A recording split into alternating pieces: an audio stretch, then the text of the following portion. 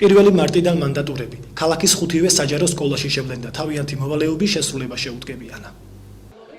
ოზურგეთის საგანმანათლებლო რესურს ცენტრის ხელმძღვანელი ირინა ინარიძე ქალაქის 5-ვე საჯარო სკოლაში ერთ თვეში პედაგოგებს, მოსწავლეებსა და მათ მშობლებს მანდატურებს წარუდგენს.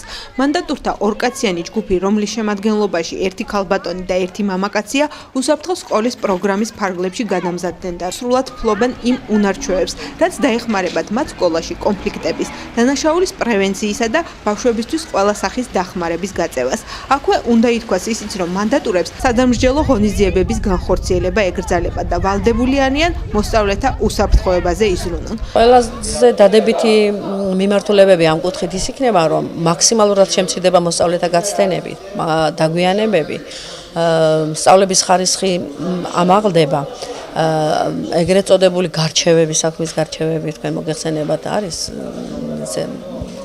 კონფლიქტები მოსწავლეებს შორის.